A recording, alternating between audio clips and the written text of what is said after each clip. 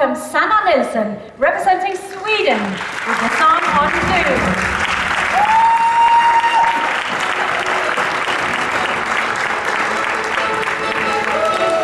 Welcome. Have a seat, please. And a microphone as well. Welcome. Hi. Welcome. Have a microphone. Now, we'll just be a few seconds, and then the web stream will be live, so all the Eurovision fans across Europe can follow all the action live here in Copenhagen.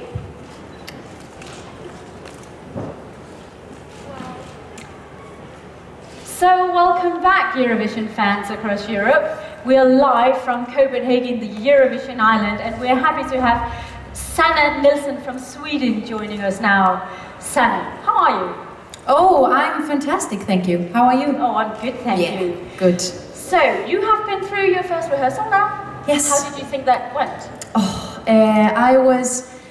To be honest, I was just enjoying every single second of it. I enjoyed to perform, even though there were only a few human beings in the arena. But I loved it, and I'm very pleased with the first rehearsals. That's good.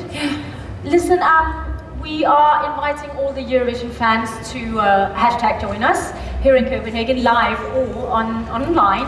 And you have the opportunity to ask questions to the artist, hashtag Ask Eurovision, and remember to include the name of the artist, and then you can ask a question. And Holger Krause has a question for you.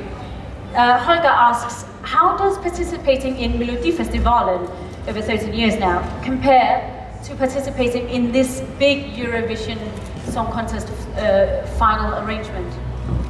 Well, you know, to take part in Eurovision Song Contest, for me, it has been a dream, of course. I've participated in the Swedish Melodifestivalen, and I had 7 attempts to take part in Eurovision, and I'm finally here. So for me, it's huge, of course. But being on stage, I feel very secure on that stage, and it actually is quite the same from the Swedish Melodifestivalen, but you know, just the atmosphere of being here and to take part in this huge event it's amazing.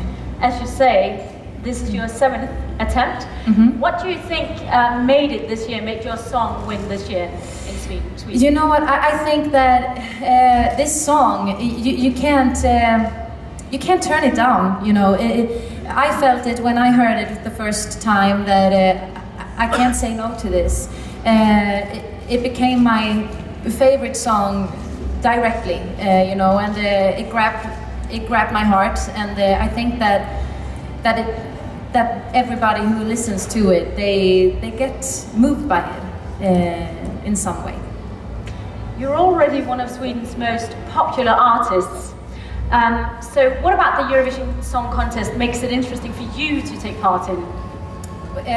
Well, I love the music, and I have always seen Eurovision Song Contest. I remember the first time I watched it, it was when Carola. She won in 1991. I was 7 years old, and she won with Fångad av en stormvind, and I was sitting this close to the telly, and I was telling my mom and dad that I also want to be up on that stage sometime in my life. You were Fångad at that point, right? Yes, I was. Let's open up for some questions. I'm sure, yes, gentleman in the striped shirt. Hi, Sanna. Alice de Birch from SBS Radio in Australia. Before I ask my question, first for Swedish television, a big thank you for looking after us so well in Malmö last year. It was great fun. But Sanna, your earlier work was sung in Swedish, and I think only in 2008 you released your first album sung mostly in English. Why the change? What is more difficult about singing in English, and what's easier for you? Well, why the change? It was definitely because I wanted to challenge myself. I have sung in Swedish, and I love my language, but I felt that I wanted to move forward and to challenge myself.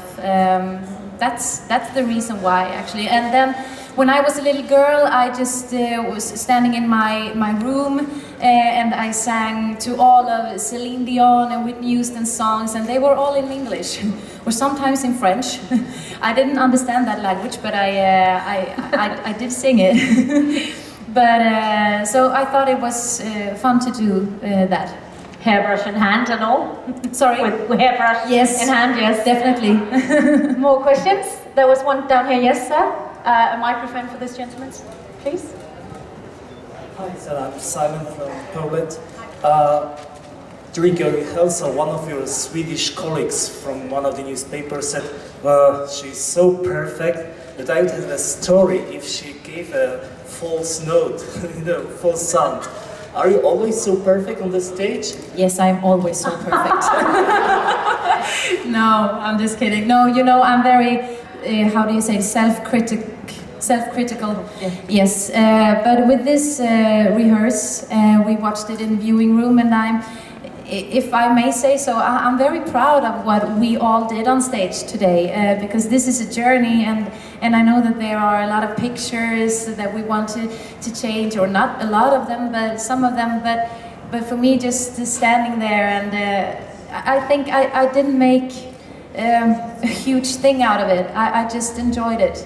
I love to sing, and I think that's why I can relax so much, and maybe that's why it feels good to everyone who listens as well, hopefully.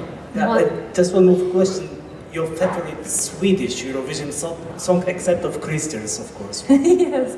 My favorite song in Eurovision is Swedish, yes, it definitely is Fångad av en stormvind, natt och dag, ja, and I don't know the lyrics now, but that definitely is my favorite song, yes.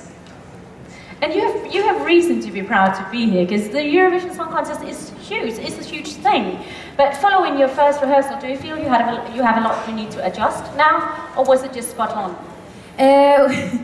Well, no, I think I am so happy that I also have such a great choir. I have 5 girls who just give it all on stage, and that actually it's an extra feeling for me on stage when those girls sing, and they are giving it all, and I am giving it all, and I can't I don't want to change anything in the music or in the way that we sing it. It's a lot of emotions, and they have to take place. So we are proud of what we did today. So now we just can enjoy this adventure, and hopefully it will be just as good or even better, I don't know, on Friday and on the 6th of May. Well, as you already mentioned, Sweden has proud and long-standing traditions in the Eurovision Song Contest. You mentioned Carola, and even before that. Does that put pressure on you? No, I don't push. No, I don't feel any pressure. Actually, I lay that pressure on myself to just do a great job. That's why I'm here. Actually, to do the greatest I can do.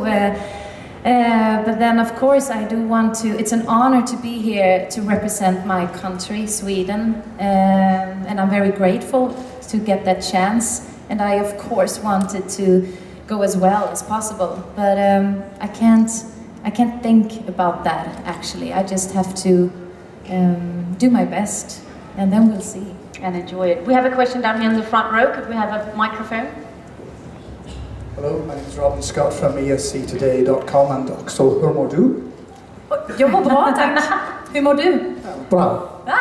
Good. There's been a slight change to the lyric of the song. Can I ask what your thoughts are on that? Yes. Well, I think that yes, it's just a tiny change.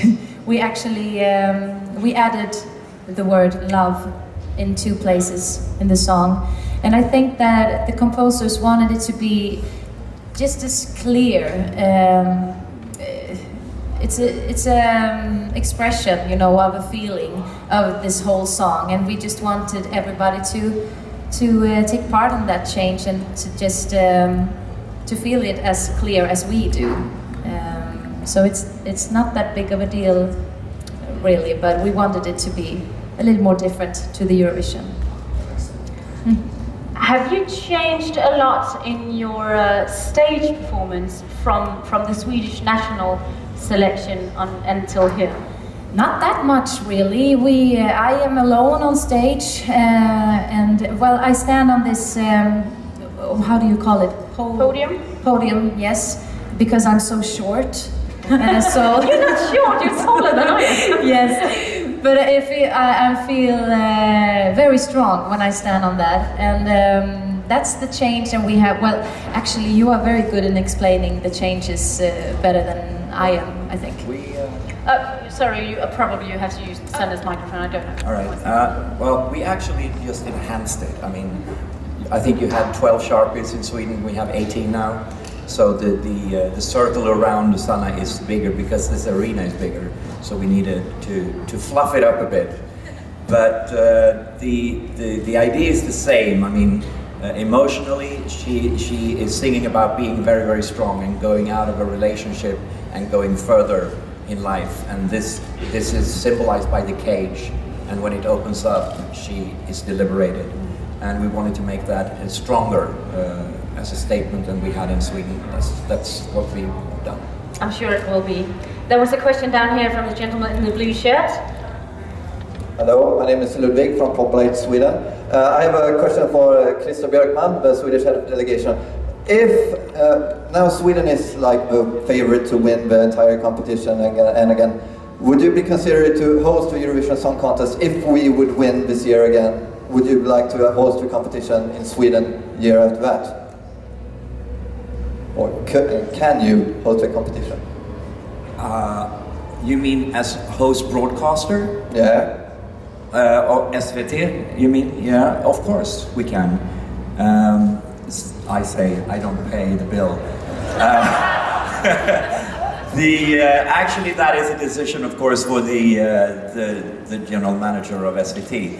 But I find it very unlikely that we would not host it, should we win. Yes, anyone else? Yes, we have a question down here from... Hey Sanna, it's Konstantin from Prince Block in Germany. Yes, I remember you. I would like to know, have you taken the time before this contest to watch any of your competitors' videos, any of the songs?